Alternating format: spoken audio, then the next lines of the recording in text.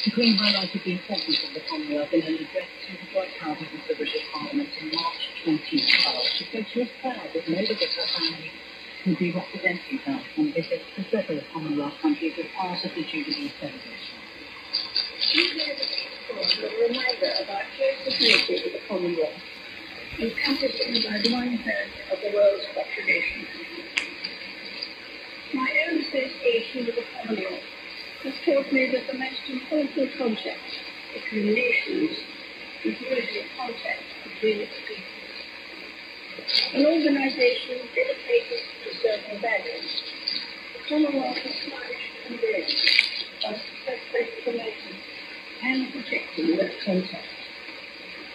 Well, let's now speak to our Deputy Advocate Editor Anne Soy, who is in a country which is very special to the Queen. It was a country where she learned that she had become Queen, that's Kenya.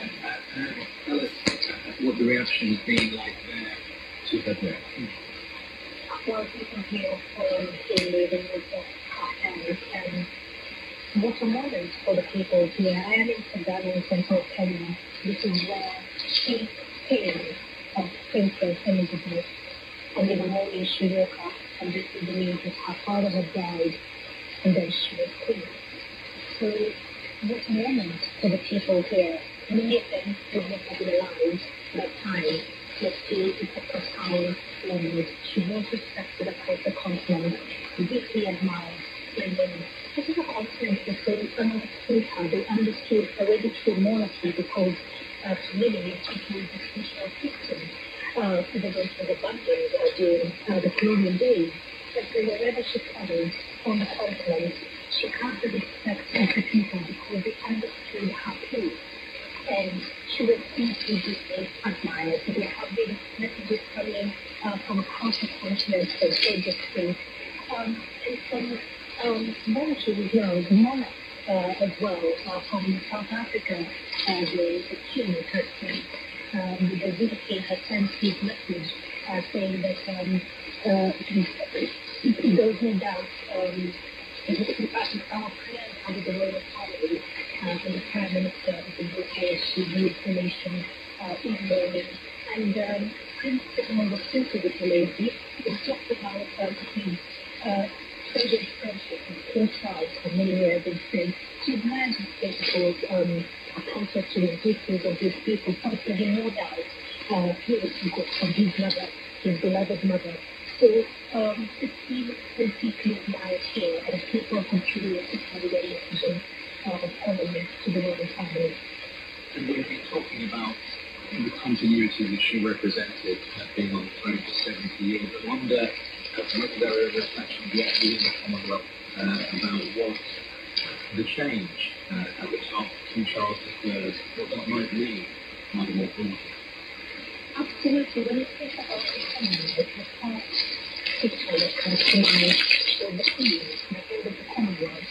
We have a message from the President, Lady Patricia Sutton, and she says that the Commonwealth, that she loved the Commonwealth, and the Commonwealth loved her.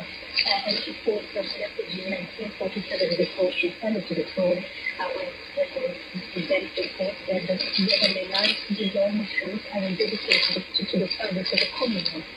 And that's she.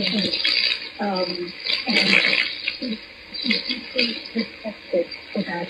In 2018, even though the head of the Commonwealth is not a hereditary position, her son, the now king, Charles, I was designated as her successor.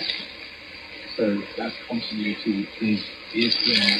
And thank you very much indeed. That was our Deputy Advocate Editor Anne Soy speaking to us from a very symbolic place in central Kenya.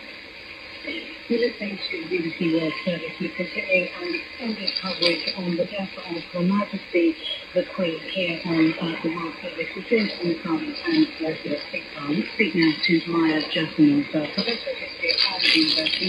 She's the author of two books on the British Empire and its subject. But Maya, we've been hearing throughout our coverage in the last few years about the fluidity in the changing world and the continuity that Her Majesty the Queen is having. Your reflections on her passing. Well, It's amazing to me that final public access to initiating the government was passed through the embodiment of the monarch constitutional rule for 7 years. And when you look at that consequence between the head of state, which the Queen was, and the head of government, which the Prime Minister was, the sense of just incredible duty and stability that she represents is quite extraordinary. And I think that at the moment that we are seeing with, for example, Boris Johnson, so much doubt about the integrity and importance of our heads of government, the Queen stood out that much more. Well, when you look at the longevity of her reign and the changes that she saw from being a monarch who oversaw the colonies and the empire, she was still the monarch of an empire, and how that changed in the 1960s. What do you think about how that was navigated by her and how it mutated and changed over the decades? It's so extraordinary that I heard even on one of your programs earlier today, the correspondent talking about how much everyone just Stalin and Harry Truman were in charge when she became queen. But, the British Empire continues to be one of the great entities in the world, and it clearly is no longer exists, and Britain has lost that role. The Queen herself was clearly very convinced of the ideas of liberal government, constitutionalism, and so on that the figures of the empire have long championed. But her own commitment to the Commonwealth was sincere and reflected in her actions of genuine, interest in retaining those ties. And yet, I think we have to bear in mind that all of this was an effort to keep British power at the forefront of the world, in a world that felt very differently about whether or not they wanted to have Britain in charge of them. And in the context of the very, sometimes very murky and difficult history of the empire and Britain's relationship with those countries, I wonder what you think, because of course you've written about this, the relationship between what was done in the name of this country under the auspices of the monarch, and really left just awful brutality in many of those countries that are still part of the Commonwealth today. Absolutely. Those pictures of the Queen on the world tours and the Queen and the Commonwealth leaders meetings, they present exotic, colorful, plastic images, particularly of royal subjects gathered around the White Queen. And yet, sadly, the public face was something that was unfolding very differently on the ground. We look at the horse that we believe it to be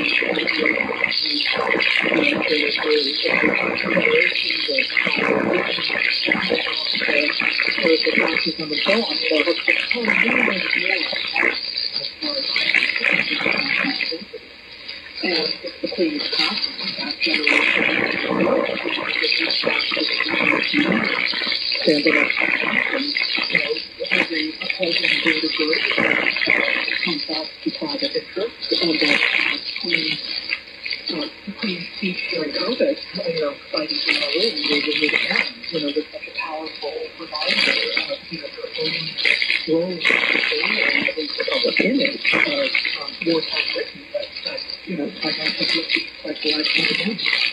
Maya Jagannathan, Professor of History at Harvard University. Thanks very much for that. You're listening to continuing coverage here on the BBC World Service of the death of the Majesty of the Queen, to expect died at the age of 96. She passed away peacefully in her Scottish home of Balmoral. Her eldest son, Charles, has become King Charles III. Well, tributes have been flowing in from around the world, from countries which are close to Britain, and from others which certainly at the moment are not, notably from Russia, where Vladimir Putin has sent his condolences. He said over the course of many decades, Elizabeth II rightfully enjoyed the love and respect of her subjects and authorities on the world stage, and she courage and resilience in the face of this difficult and tragic loss. We pray that Mr. Justin Trudeau and that the Queen's service to Canadians would forever remain an important part of the country's history. New Zealand's Prime Minister Jacinda Ardern said it was a time of enormous loss. It was last statement that New Zealand wakes to the news of the passing of Her Majesty Queen Elizabeth II. I know I speak for all New Zealanders in conveying our deepest sympathy to members of the royal family and condolences to King Charles III on behalf of the government and New Zealanders at this time of enormous loss.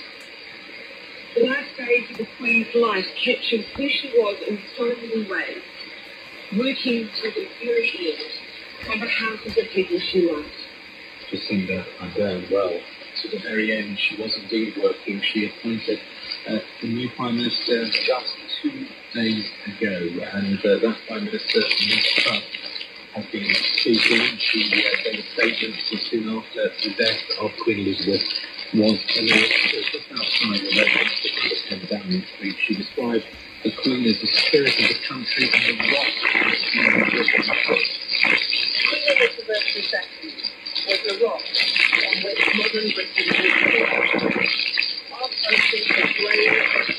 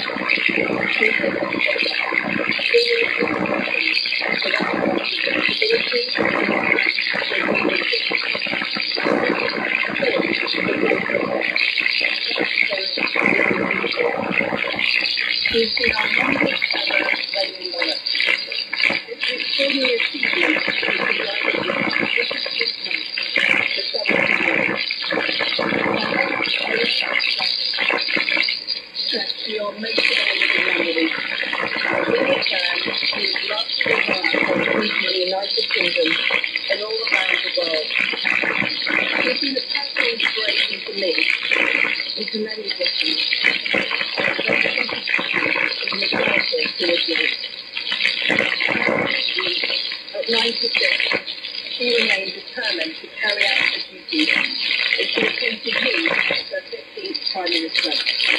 Throughout her life, she visited more than 100 countries, and she has touched the lives of millions around the world. Liz Truss, as she said, the 15th Prime Minister to be asked to form a government by Queen Elizabeth. Let's go with a political reaction here in the United Kingdom, and Scotland's First Minister, Nicola Sturgeon, has this to say. Well, everyone thought Scotland, the United Kingdom, indeed the world, I feel a deep sense of sadness on the death of Her Majesty the Queen. On behalf of the people of Scotland, I offer my sincere and heartfelt condolences to the King, the Queen Consort, and to the entire royal family. There will be many opportunities in the coming days to reflect fully on the Queen's extraordinary life and service. For more than 70 years, Queen Elizabeth has been the great constant in our national life. She has inspired us, on occasion comforted us, and always personified values we can hear. Throughout her reign, she performed her duties with exceptional wisdom, dedication and fidelity. Scotland loved, respected and admires her, and by all accounts, Her Majesty was really happier than when she was here in Scotland as her beloved Balmoral. In fact, I have been privileged to her very personally. I hope it will be a source of comfort to her family that she spent her final days in a place that she loved so much. This is a moment of acute loss and profound sadness. It is also a moment of enormous significance. The passing of Queen Elizabeth marked the end of an era. Our nation is in mourning. My heart and my thoughts, and I know those of people across Scotland, are with the royal family at this deeply sad moment. Scotland's First Minister, Nicholas Stone. From the thoughts of one of the leaders of the nations of the United Kingdom, let's hear from some of the people who have gathered outside one of the Queen's main residences, Windsor Castle, just to the west of London. And these mourners reacting with sadness to the news of her death. It's just a sad day for us all today. It's overwhelming. It's just one Queen. It's here to the friendship is always not just two. It's here. It's really effective. I'm not going to be rolling, so I don't know why it just felt like I understand before it happened. I didn't think I would be, but I really am. I realized how important she was, you know, responsibility, but she's been put up with a lot. The last year and today, and she has been doing really well. And I think Charles has told her that was the need and it's a good job. She's a wonderful person, my parents did tremendous respect for her. She pledged to my country and she led this country with great reverence and duty and respect and honor, and I just don't know if I would be another like her. Voices from outside Windsor Castle, one of the Queen's residences. Our UK correspondent Rob Watson is still with us here in the studio, but the emotion there in people's voices is completely palpable, Rob. And we were hearing also about the people coming together outside Buckingham Palace. I mean, there is something about the Queen in particular, outside of the dramas of the royal family, that really connected her with people. Yes, I think the phrase that they use is grandmother of the nation.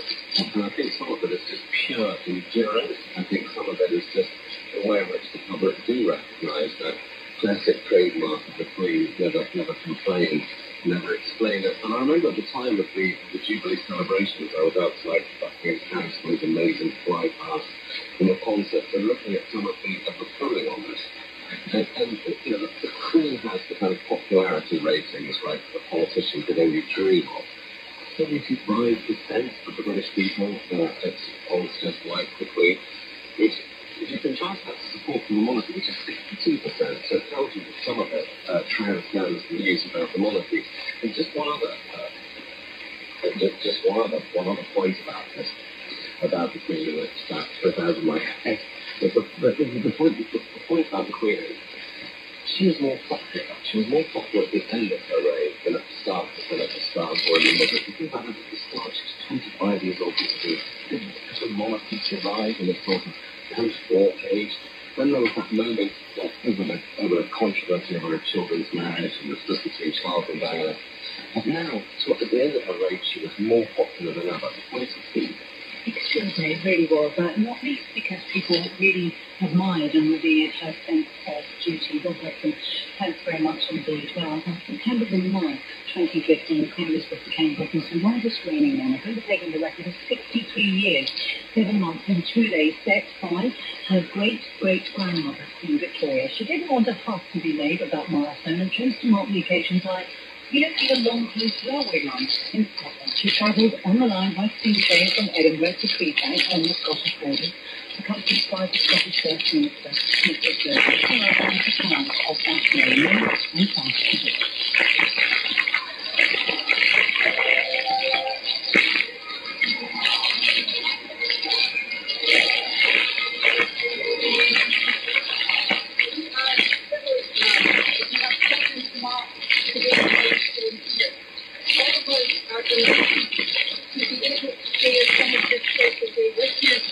And for those watching from around the world, let me say on their behalf, man, a simple but heartfelt thank you. A long life and vast by no milestones, my end is dead, but I think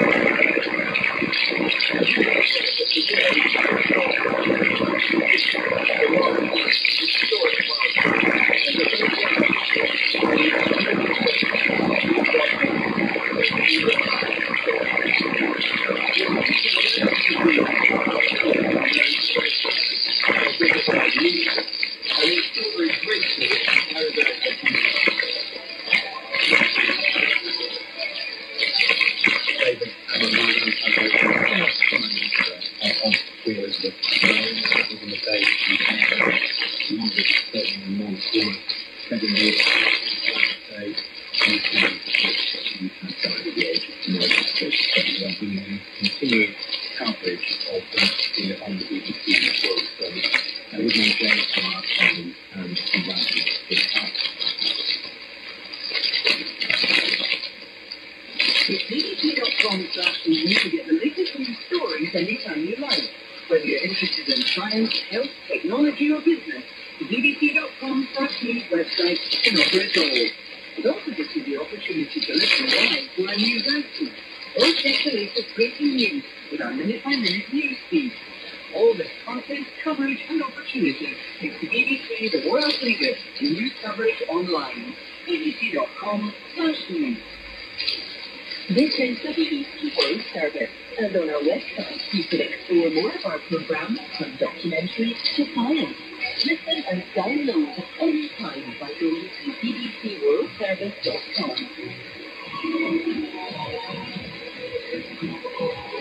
On air, online, and on smartphones, this is the BBC World Service, the world's radio station.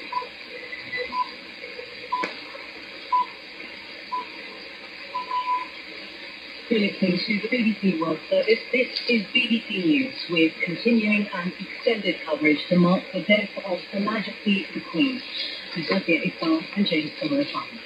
Earlier today, Buckingham Palace announced that Queen Elizabeth II, Britain's longest reigning monarch, had died peacefully at her Scottish home of Balmoral. She was 96. Charles, the Queen Joseph's son, said the death of his beloved mother was a moment of the greatest sadness for him and all members of the royal family. He becomes King Charles III, members of the Commons have been gathering in Scotland and outside Buckingham Palace. We will be with you for the next hour with coverage looking back at her long life, her reign, the end of the second Elizabethan era, the impact she made on both the United Kingdom but also on the Commonwealth of Nations. And of course, we will be bringing you reaction to her death. World leaders, religious leaders, whilst and present, have been sharing their reflections. Firstly, hello, I'm Roshan Hasty with the BBC News. Buckingham Palace has announced the death of Queen Elizabeth. In a statement, the palace said she died peacefully at Balmoral Castle in Scotland, where she spent the summer. She was 96. Her 4 children were in attendance. Elizabeth ascended the throne in 1952. She became Britain's longest reigning monarch, surpassing Queen Victoria 7 years ago. Our correspondent James Cook is at Balmoral. The sun, shrouded in cloud, sits here on the Balmoral estate, setting to on the end of an era for the United Kingdom and for the world. And minutes after it did so, a car swept through the gate, several cars in fact, one of them we believe containing Prince Harry, the joining his brother Prince William and his father the King in mourning for Queen Elizabeth. Charles XIII said the death of his beloved mother was a moment of greatest sadness to him and all members of the royal family.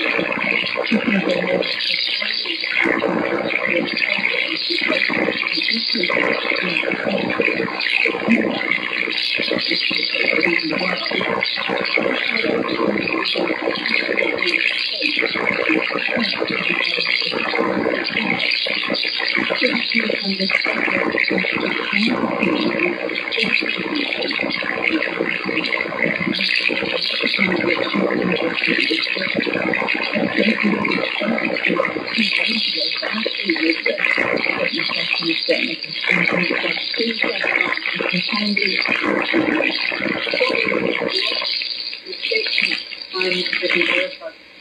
And by all accounts, the Majesty was really happy that she was here in Scotland at her beloved Balmoral. The fact that has been privileged to obey personally. I hope it will be a source of comfort to her family that she spent her time in a place that she loves. Internationally, there's also tender respect between Elizabeth. President Biden said she was a stateswoman of unmatched dignity and quality. At the United Nations, the Security Council held a minute silence for the Queen. UN Secretary General spokesperson is Stefan Gingerich. The Secretary General is deeply saddened at the passing of Her Majesty Queen Elizabeth II, the Queen of the United Kingdom of Great Britain and Northern Ireland. As the United Kingdom's longest lived and longest reigning head of state, Queen Elizabeth II was widely admired for her great dignity and dedication around the world. Her Chancellor praised Queen Elizabeth's steadfast faith and person, offering his prayers for her eternal rest. For these, the Queen took a particularly close interest in the Commonwealth Voluntary Association with about 50 nations which emerged from the end of the British Empire. Its leaders have expressed their gratitude for her dedication and hard work.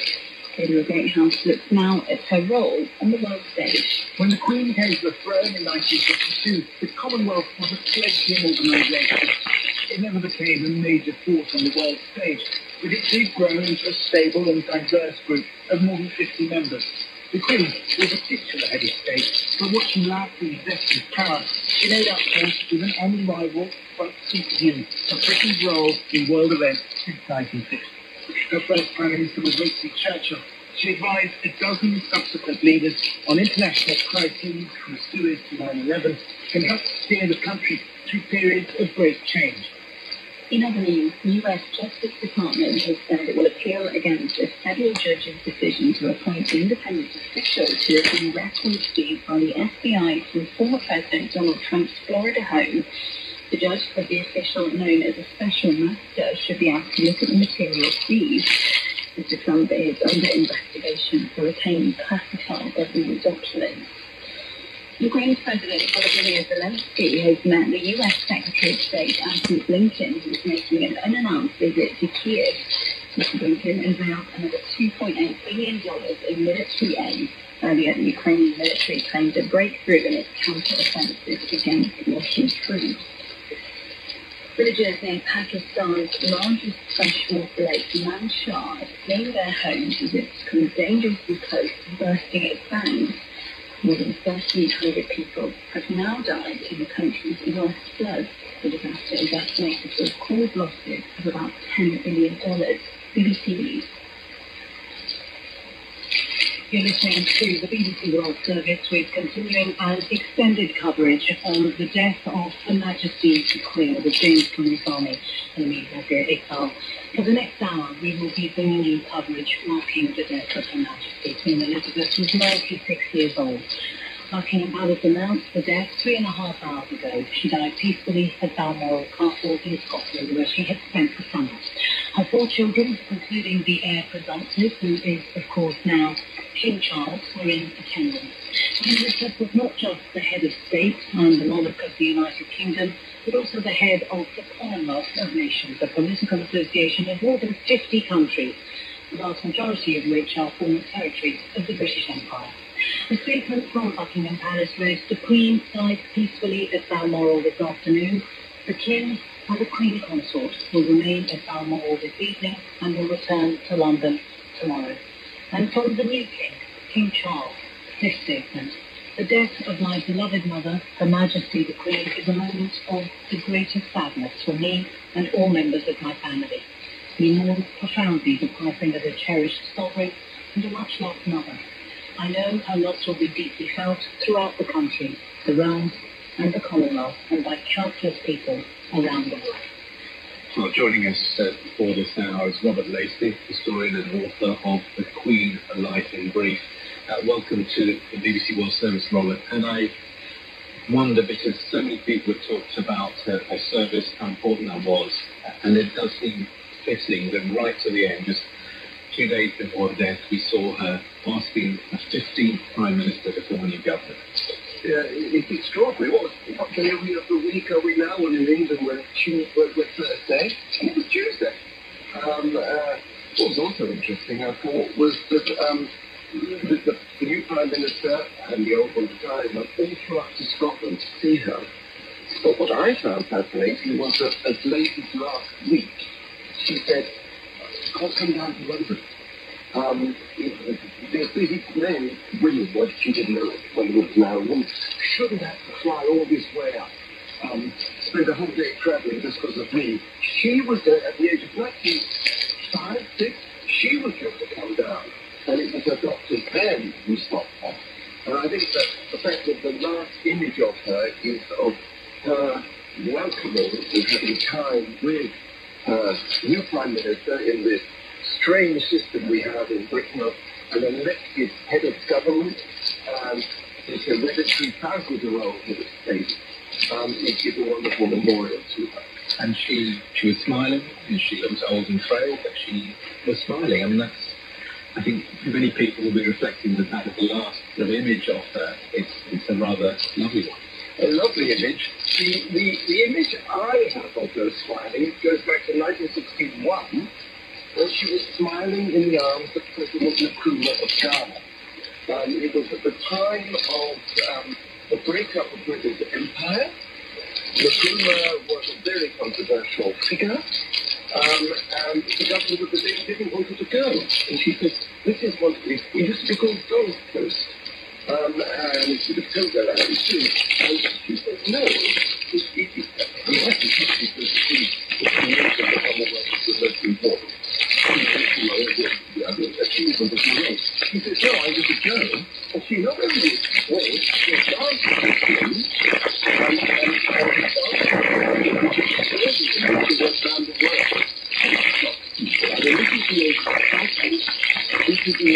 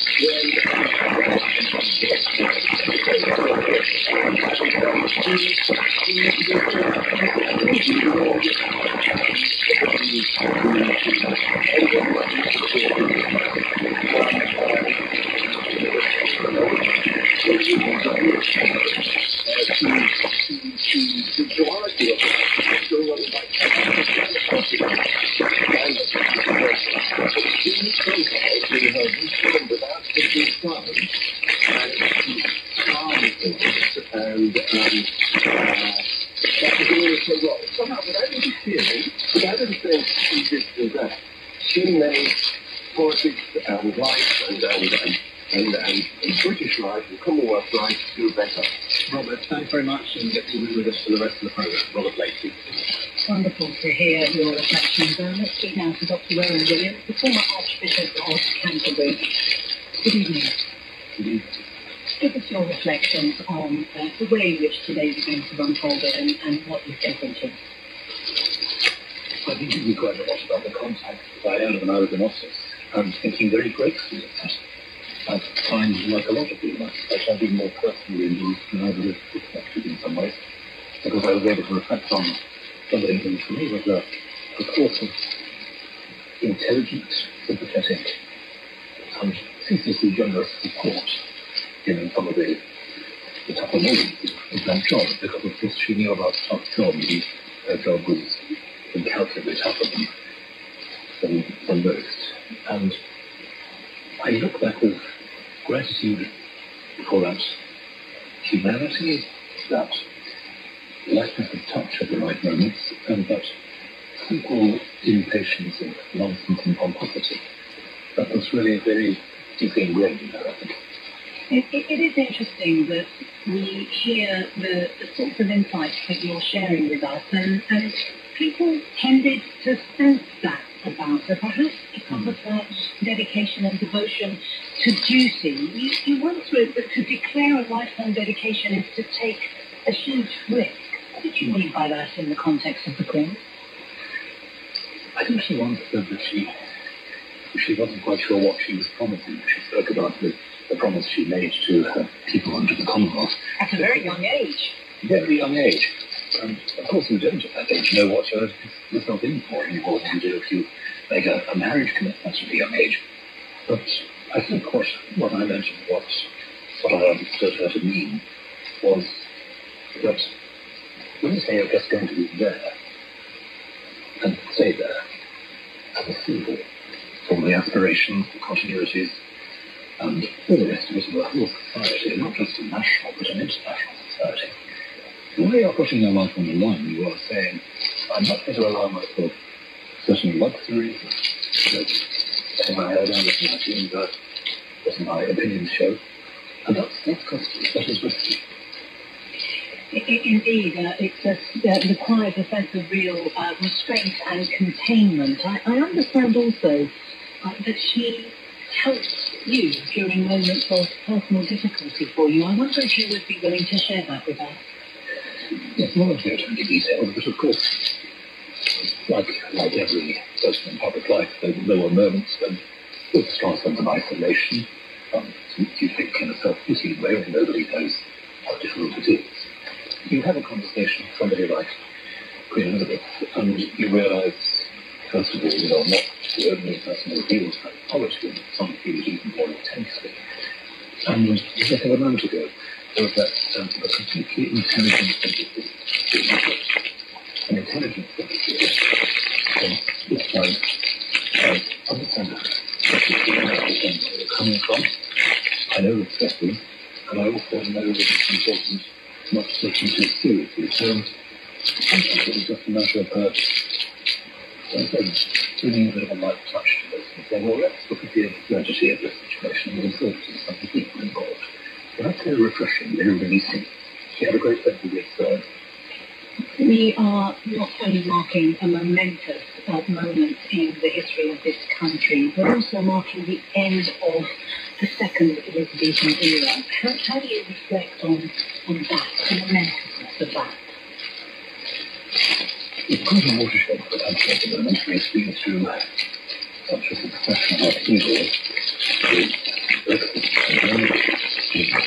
So that's why we went in the last few months. And I think it's really a moment when I think honestly we're and I feel clear that it's nostalgic. This is a road to down the highway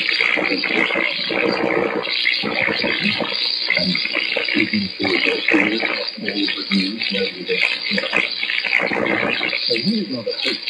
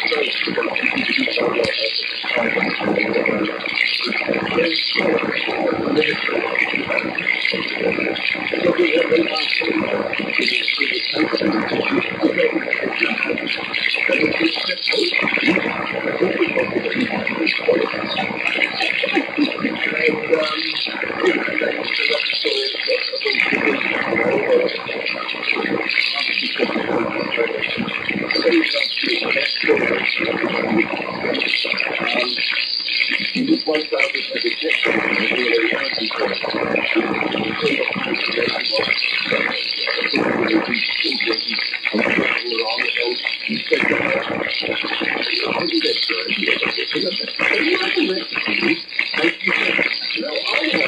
pointing to this next.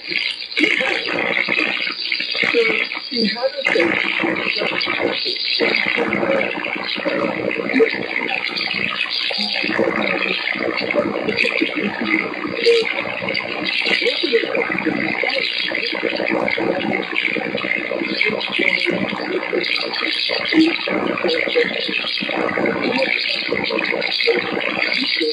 a right from the beginning, understood how it is, and you've got to be a human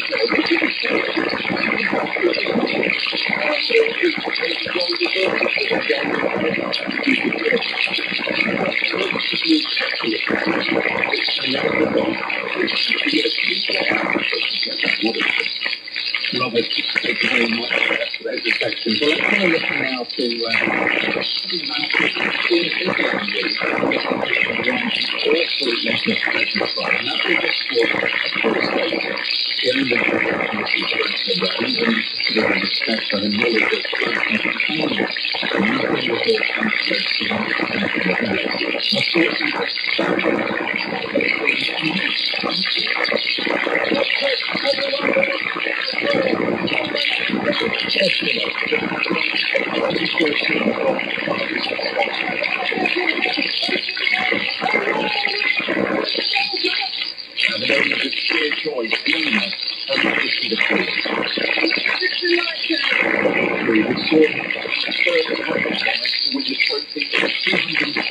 history, one of the sport's most prestigious races. The Majesty had been due to present the trophy after the event, and herself receiving it instead. For a monarch who relished the excitement of being at the races, this was an especially proud moment. In the centre of the ring, the princess makes friends with the competitor's man. The young princess Elizabeth rose from an early age and inherited her parents' passion for racing. Her mother favoured national hunt racing, whilst like her father, Elizabeth preferred the flat. And racing during the war. When my father had these big games in some chariots in the National Club. Well, my father took me down to Beckhampton to see them racing. And I was able to talk to them on the table afterwards. I'd never thought of talking with doctors with a thoroughbred before. 1954 saw her crowned champion flat owner in just her second season. Her horse, Oriole, came second in the Derby, then won the King George VI and Queen Elizabeth Diamond Stakes at Ascot. Well, I've always been an independent in the French music, character. He was also a music Newmarket when he was in training. But I don't know why he didn't disturb me when he got into the Ascot before he went into the picture here. The successes kept coming, Dunfermline winning a historic double, the Oaks and the St. Ledger in 1977, Silver Jubilee year. Her knowledge of racehorses was formidable, even though in the 1980s she couldn't always compete with the oil wells of Middle Eastern owners or the success of the Irish. As a breeder, she greatly improved the quality of British bloodstock through the Royal Studs at Sandringham. Her horse, Fate of Passion, for example, was arguably one of the finest classic winners since the war. His former champion jockey, Willie Carson, who rode numerous winners in the Queen's colours. She was always interested in the stud more than the actual racing. She knew more about them when they were young, and she could tell you. She didn't always want to tell you, but if you did sit down at breakfast and you could hear the snippets about what they used to be, and I would say something about them in the race. And Her Majesty would say, oh, Mother was like that. Through her famous colours recorded more than 1,800 races, both at home and abroad, the Queen failed in her greatest ambition. The Derby, alone out of the English classics, was to elude her. The only win she could muster in that race was in a sweepstake.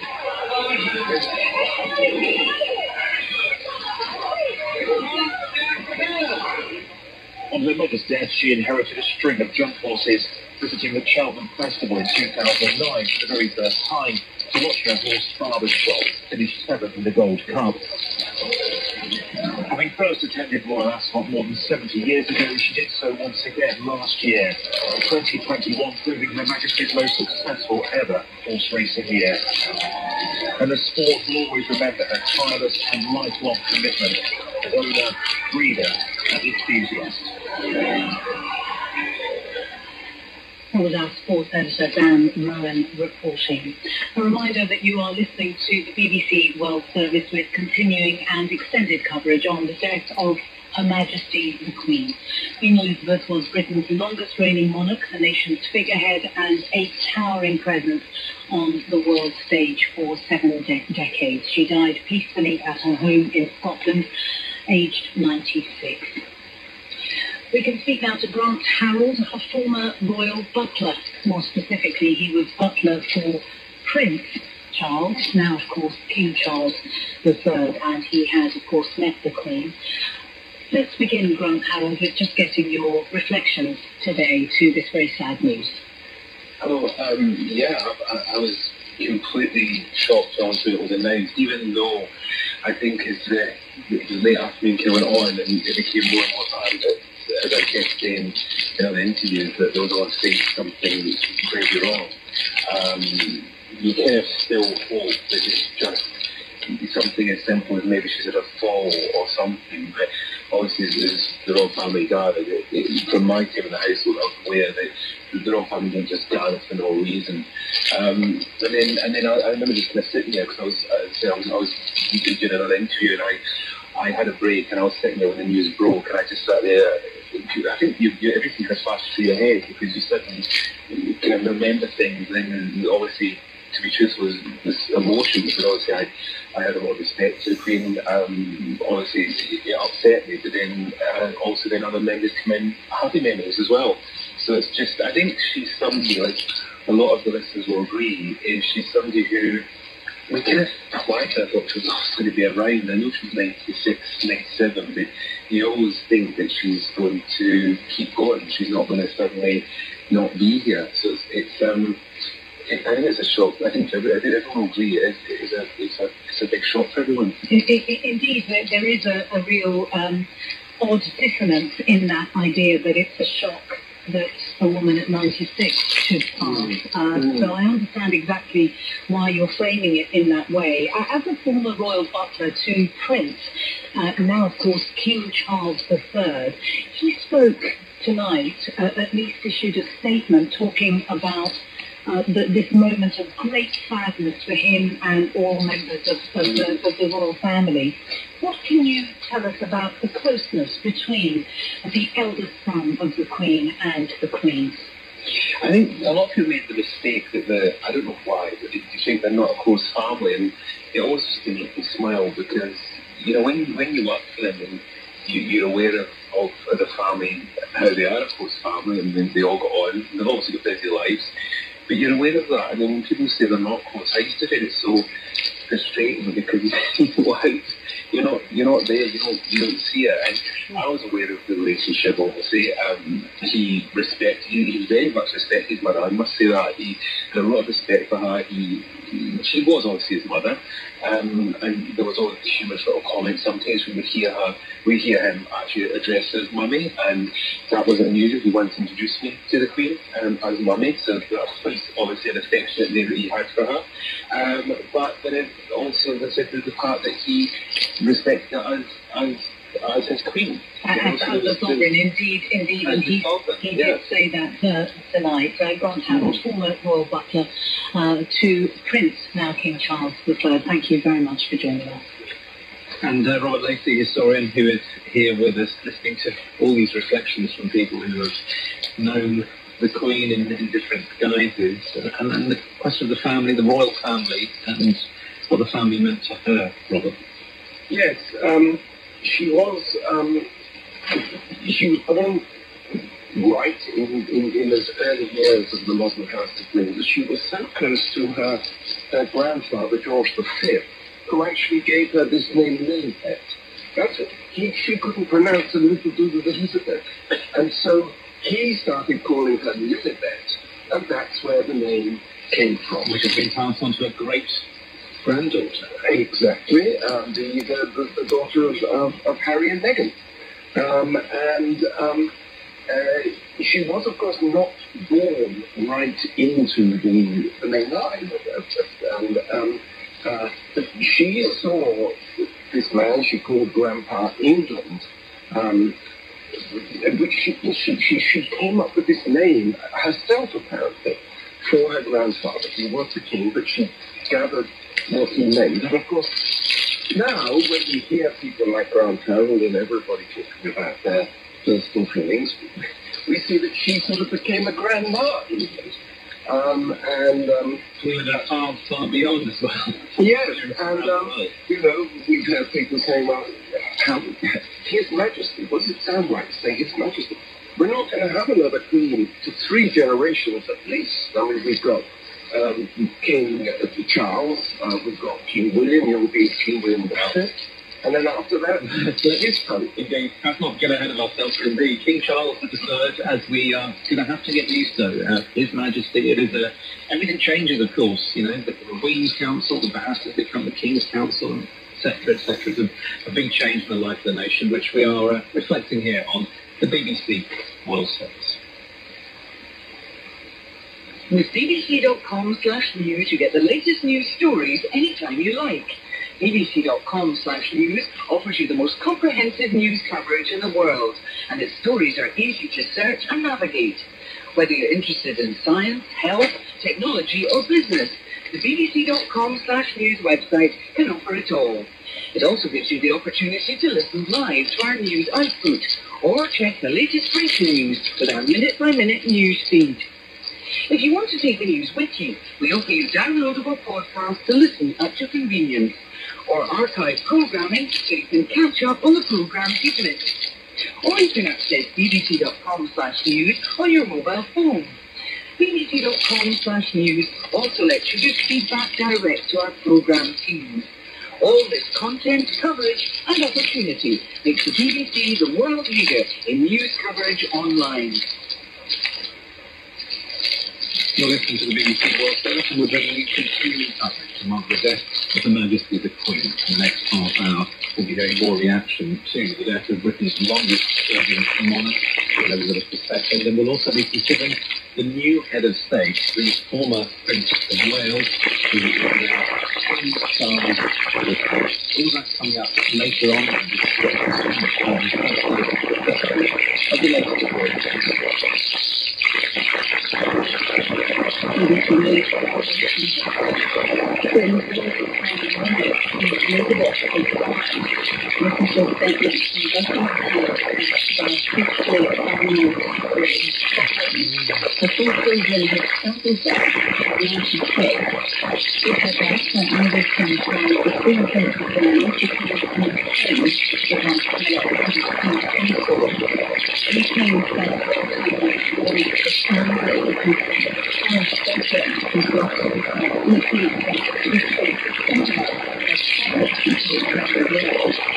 Britain's new Prime Minister Liz Truss described the Queen as the spirit of the country and the accommodate modern Britain and Paris. The British Director Starmer described her as the best of us. Cornwall's leader had expressed gratitude for the Queen's dedication and hard work. He attended the Magdalene Church to see her dignity and decency of public life. Jacinda Ardern of New Zealand issued a statement. I know I speak for all his riders and conveyors and simply sympathy. The news of the royal family in condolences to King Charles III on behalf of the government and New Zealanders is a time of enormous loss. At White House and Capitol building in Washington, U.S. flags are being flown at half-mast. President Biden hailed the Queen as a stateswoman of unmatched dignity and constancy. President Vladimir Putin of Russia has sent his condolences. In Brazil, President Jair Bolsonaro said her example of leadership, unity and love for her country is continuing to inspire around the world. Here in London, crowds remained outside Buckingham Palace despite heavy rain. The Union flag on top of the palace has been lowered out of respect. BBC News. You're listening to the BBC World Service, and we are bringing you extended coverage of the death of Queen Elizabeth. Her Majesty the Queen died this afternoon at the age of 96. She was in the Scottish home of Balmoral. We've had many tributes coming in from world leaders. US President Joe Biden has called the Queen a safe woman of unmatched dignity and constancy. President Macron of France said that Queen Elizabeth embodied the British nation's continuity and unity for over 70 years, and he remembered her as a friend of France and a kind-hearted Queen. We've heard from the Canadian Prime Minister Justin Trudeau, who said the Queen was one of his favourite people in the world. He added, "I will miss her so." He said he was having trouble believing that his last sit down with the Queen was indeed the last. And the Prime Minister of India, Narendra Modi, said he was pained by the loss, added that the Queen had personified dignity and decency in public life. Well, Britain's new Prime Minister, Liz Truss, just 2 days after the Queen had asked that former government, has given a statement. Speaking outside number 10 Downing Street, she described the Queen as the spirit of the country and the rock upon which modern Britain was built. We are all devastated by the news that we have just heard from Balmoral. The death of Her Majesty the Queen is a huge shock to the nation and to the world. Queen Elizabeth II was the rock on which modern Britain was built. Our country has grown and flourished under her reign. Britain is the great country it is today because of her. She ascended the throne just after the Second World War. She championed the development of the Commonwealth from a small group of 7 countries to a family of 56 nations, spanning every continent of the world. We are now a modern, thriving, dynamic nation. Through thick and thin, Queen Elizabeth II provided us with the stability and the strength that we needed. She was the very spirit of Great Britain, and that spirit will endure. She has been our longest ever reigning monarch. It's an extraordinary achievement to have presided with such dignity and grace for 70 years. Her life of service stretched beyond most of our living memories. In return, she was loved and admired by the people in the United Kingdom and all around the world. She has been a personal inspiration to me and to many Britons. Her devotion to duty is an example to us all. Earlier this week, at 96, she remained determined to carry out her duties, and she appointed me as her 15th Prime Minister. Throughout her life, she visited more than 100 countries, and she has touched the lives of millions around the world. In the difficult days ahead, we will come together with our friends across the United Kingdom, the Commonwealth and the world to celebrate her extraordinary lifetime of service. It is a day of great loss, but Queen Elizabeth II leaves a great legacy. Today the crown passes, as it has done for more than 1,000 years, to our new monarch, our new head of state, His Majesty King Charles III. With the King's family, we mourn the loss of his mother, and as we mourn, we must come together as a people to support him, to help him bear the awesome responsibility that he now carries for us all. We offer him our loyalty and devotion, just as his mother devoted so much to so many for so long. And with the passing of the second Elizabethan age, we usher in a new era in the magnificent history of our great country, exactly as Her Majesty would have wished, by saying the words, "God save the King." The Prime Minister Liz Truss speaking to Trudeau after the Queen had invited her to form the cabinet, and we understand that there'll be a rare Saturday sitting in the House of Commons this weekend. Senior MPs will be taking an oath to King Charles III. Well, one of the facts of the new monarch was confirmed after the survey by the Prime Minister of King Charles III was complete a decree and highlights the respect and deep affection in which the King was sometimes loved. He said in a written statement, the death of my beloved mother was a moment of great sadness to me, to all members of my family. We mourn sadly the passing of a cherished friend, but a I lay her to be deeply throughout the country, the world, and the president, and by countless subjects around the world. During this period of time, the change from fighting the war and sustained by our knowledge of the respect and the protection in which the Queen was so valuable. This sort of magical Charles III has been so done, you know, the life of this is the BBC Home Service.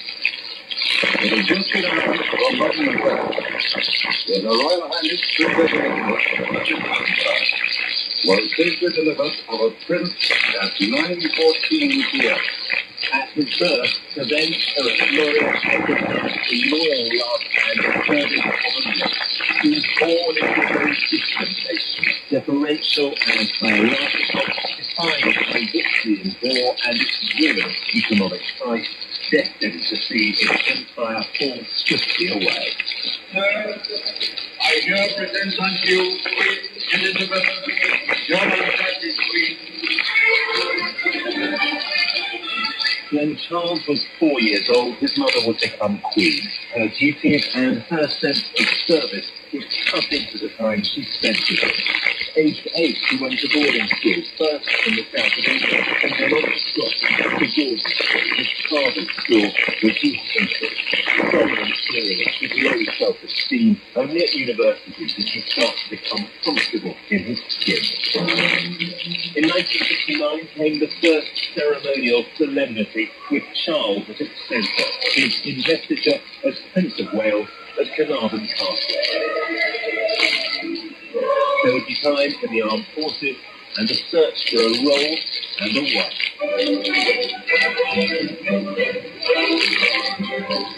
Lady Diana Spencer was young and very beautiful and seemingly bowled over at the prospect of being a princess. Some wondered at what the introspective, bookish prince had in common with the teenager with little in the way of intellectual interest. But in the midst of economic depression and national division, much of the nation rejoiced at the regal fantasia of their wedding. They did not grow together. Instead, the marriage fell apart. But in the early years, children came and the cracks were covered up, and still the prince searched for a role. Back in the 70s, he founded the Prince's Trust to help develop the skills of disadvantaged young people. I'm always of the feeling that everybody's got some talent or potential or skill or whatever, which so often is not brought out and not developed at a young age by anybody in particular. And sometimes through lack of confidence upon these things materialize. There were other, more controversial interests embraced and speeches made. Some now seem far-sighted. When he took up the cause of organic farming methods, they were viewed as quackery. Now they are mainstream. And very early on, he had supported environmental causes. There is chemical pollution discharged into rivers from factories and chemical plants, which clogs up the rivers with toxic substances that adds to the filth in the sea. There is air pollution from smoke and fumes discharged by factories and through gases pumped out by endless cars and aeroplanes.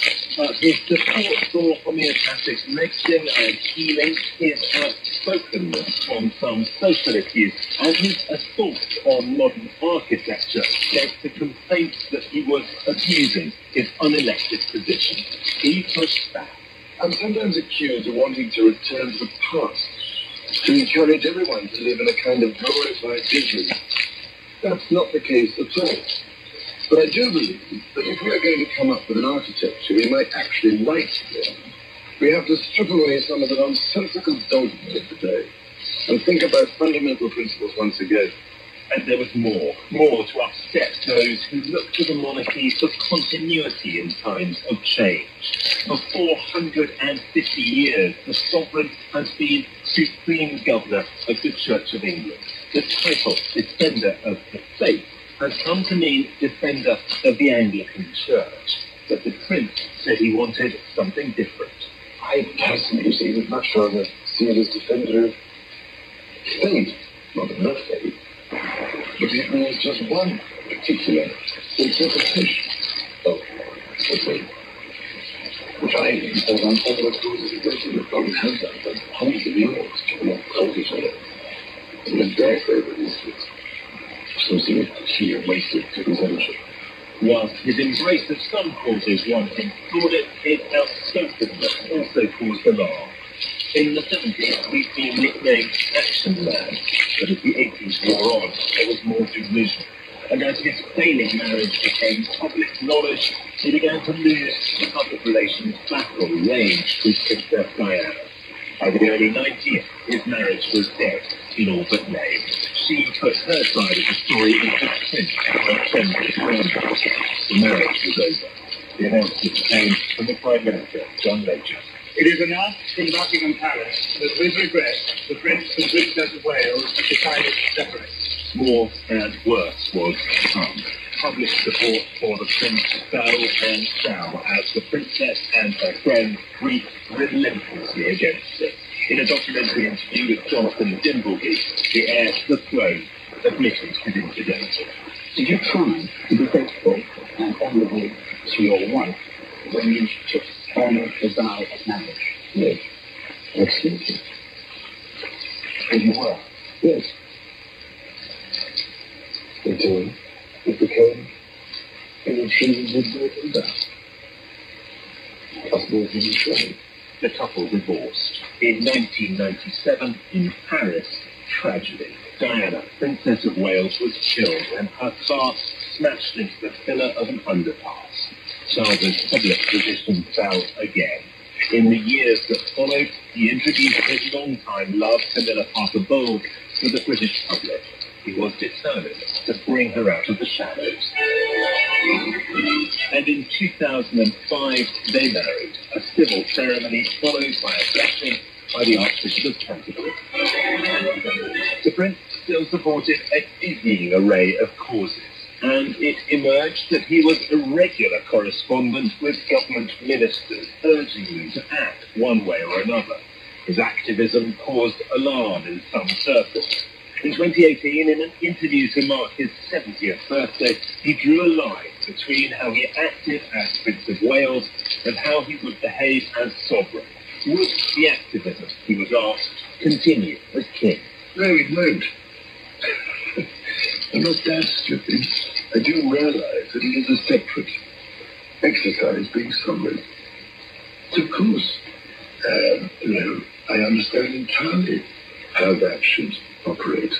You could only do it with the agreement of ministers. That's how it works. It has been a long and turbulent apprenticeship, often in the eye of controversy. A once troubled personal life, now in calmer waters, with decades spent considering the role he now inherits. Our royal correspondent Johnny Diamond, or joining us now, a former equerry or advisor to Prince Charles, Sir Nicholas Soames, is also the grandson of Sir Winston Churchill and a former government minister. Sir Nicholas, your reflections on today's news, on perhaps your grandfather and his relationship with the Queen? Well, it's a desperately sad day for all of us, isn't it? And I think for most people, I'm old, but the only queen, the only monarch I've ever met is the Queen. And she has been a feature in my life and in the life of this country for 70 years of impeccable service and unimpeachable loyalty to her people. And I think it is a very, very sad day indeed, and it's going to it's going to affect this country very much. I think there will be, I think people will be desperately sad to see the end of what has been an extraordinary era. An era which stretches back to the time when your grandfather was in office. That's right. I mean, my grandfather was the Queen's first Prime Minister. I mean, he loved the Queen. He was a tremendous, he was worried that he wasn't, that he was too old to really get on well with her. And actually, they got on like a house on fire. And I think it was rather wonderful for the Queen to have someone. I think also the Queen was very, very knew how strongly my grandfather supported the King throughout the war and vice versa. I think she retained a great position at that point. But it's an extraordinary thing in history, isn't it? That the Queen's first Prime Minister charged on a horse in the last cavalry charge and put his arms on after the fall, while her present Prime Minister wasn't informed that she had come to the throne. So long as her reign. Certainly, the sickness of the Kings and Queens lived. And we have grown up, as I say, under one monarchy. Indeed, and now a new monarch, and I think, as you said, you're old, he's, I think, about the same age as you, isn't he, the new king? Exactly. Yeah, and he's had a long time to prepare for this, but presumably nothing will have really prepared him for becoming head of state. Well, look, he's been the Prince of Wales for a long time. He knows very well the convention of monarchy. He knows perfectly well what he can and what he cannot do. And his mother, he couldn't have had a finer example than in his mother. And I think he has learned very thoroughly from her. But he has indeed had a long apprenticeship, which I think is a very good thing. And today, of course, for him, it's a moment of personal tragedy. He's lost his mother. It is, and I think it's worth remembering that, we're all human beings. We all love our families. And he has lost his mother, the Queen, and under a year ago, his father. This isn't he has been, it's a hammer bird, I would say. So it is a day of great sadness for us all, but particularly, I think, for the royal family. Sir Nicholas, thank you very much for joining us. Sir Nicholas Soames, former advisor to Prince Charles, grandson of Winston Churchill there. Well, let's return now to the issue of succession with Robert Lacey, who is still with us here in the studio. The smooth nature of this succession is extraordinary, isn't it? Yes, and I'm going to just jump in there after Sir Nicholas's remarks. Johnny Diamond talked about Prince Charles's black spider letters, which were letters that he wrote, I think, to the Blair government. They could call the black spider letters because he dictated and there'd be a type letter, and then he couldn't resist getting out his pen at the bottom and not just writing Charles, but scribbling away all sorts of ideas and suggestions. But the point I wanted to make is that these were not his own. He would say, I've been down in Folkestone today, or I've been up in Edinburgh today, and this is what the ordinary people are saying to me, and I think it's important that you should know what's being said. We're obviously going to have a much more rapid succession than was the case with the Queen. The Queen, we waited, it's one of my first memories, to see her coronation on television in 1953. We waited 15 months. That's because nobody quite worked out the significance of television. We partly needed all that time to turn Westminster Abbey into a sort of football stadium with 8,000 people in it. Well, actually, normally there used to house 2,000 people. And they were watched by so many people all over the world. Well, exactly, that's the point. This time, they won't need to put fans into Westminster Abbey. We will see the whole coronation, and it will be the start of this, a succession of kings. And as everyone's been saying, we've all still got to get used to the idea that the Queen isn't there. It's very sad. Indeed, and get used to saying His Majesty King Charles III. On the issue of the kind of king that he might be in the context of what you've just told us about his relationship with people and how he absorbed what people told him and it informed all kinds of ideas that he had, to what extent might he still be able to carry on doing that as king? I think that role of agitator will be passed to Prince William. Prince William has already, apart from being a mad football fan for Aston Villa Football Club, he's got involved with mental health in a very big way. In a few weeks' time, a month's time, we'll be talking about his Earthshot Prize. He's used the power of royalty to raise, 10, 12, more than that, £1 million to award to ecological projects which actually follow on from the ideas of his father. So I think this is future historians will look back and see the way in which actually Prince Philip and then Prince Charles and now Prince William have identified this strand of concern for the planet as an area of change we can engage in without getting involved in political controversy. Indeed, an existential crisis. Just briefly, Robert Lacey, do you think that this end of an era, the end of the Second Elizabethan era, is going to change the way people see the royal family with Prince Charles, possibly King Charles at the head? No, I don't. Johnny, in the report we've just heard, we've heard about those difficult years, the years of his marriage breaking down. That could have ruined the monarchy a century before. Actually, in a strange way, I think historians will say, well, that reflected a changing world, and the royal family came through it, and judge it how you will, it reflected a changing world, and that's what the job of the monarchy is to do. Robert Lacey, thank you very much. Our correspondent Naomi Grimley is here with us, and let's just look at what we know. I mean, the facts is clear, the Queen has died, but just bring us up to date with what we know was how stay unfolded. Well, we know that there were concerns about her decline throughout the day, from the morning onwards, but Liz Truss, the Prime Minister, was only told of her death at 4:30 p.m. We've been told that by Downing Street. And then, as we saw, there was the rush of members of the royal family to her bedside.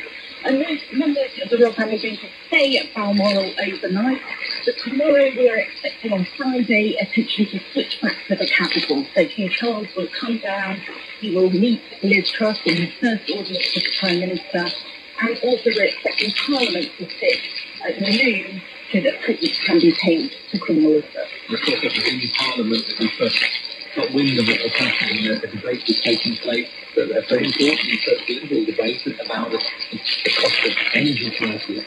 But it was then, wasn't it, that we saw suddenly that something rather serious was happening. That's right. A note was passed to Liz Truss that was obviously telling her that members of the royal family were gathering, and that it was presumed that the Queen Elizabeth's death was nearing at that moment. And then, as it was saying, later in the afternoon she learned of it, and the news broke to the rest of us at about 6:30 local time.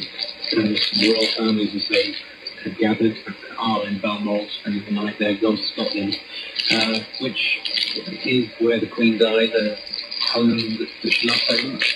And there will be lots read into the fact that she did die in Scotland at a time when Scotland's position in the United Kingdom is, very much a live question. The photograph of her 2 days ago, she was wearing a kilt, and she was holding what looked almost like a Scottish Prosper stick. It wasn't just a walking stick, but it was clear that she had that real bond, or she had that real bond to Balmoral. One thing we'll also see tomorrow is bells tolling in the capital, St Paul's, Westminster Abbey, and it's also expected that King Charles will make his first public address in the evening to the nation, his first as monarch. Thanks very much, and that was BBC's Naomi Grimley bringing us up to date with a very momentous day in British history. Indeed, momentous. You have been listening to extended coverage here on the BBC World Service on the death of Her Majesty the Queen. We have heard a great deal about her life, her very long reign, 70 years, the end of the second Elizabethan era. We've also been hearing many personal reflections from politicians, past and present. We've heard from Kevin Rudd, former Prime Minister of Australia. We've also heard from the former Prime Minister of Canada, Brian Mulroney. We've had guests in the studio sharing with us their insight. It truly is a remarkably momentous day, not just for this nation, not just for the United Kingdom, but also for the world.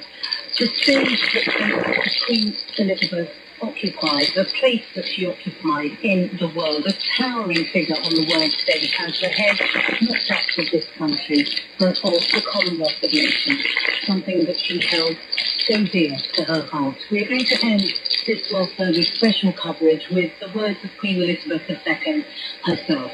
She did not give interviews as a rule. I've often thought she would be one of the few people that I would want to have interviewed. So interesting a life she led. In the 1992 BBC documentary, the Queen reflected on the duty of service she believed she owed to her people.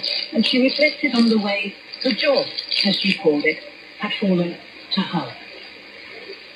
In a way, I didn't have an apprenticeship. My father died much too young, and so it was all a very sudden kind of taking on and making the best job you can. It's a question of maturing into something that one got used to doing and accepting the fact that here you are and it's your fate. Because I think continuity is very important. It is a job for life. With bbc.com/news, you get the latest news stories anytime you like. Whether you're interested in science, health, technology, or business, the bbc.com/news website can offer it all.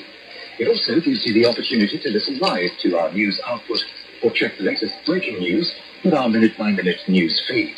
All this content, coverage, and opportunity makes the BBC the world leader in news coverage online. bbc.com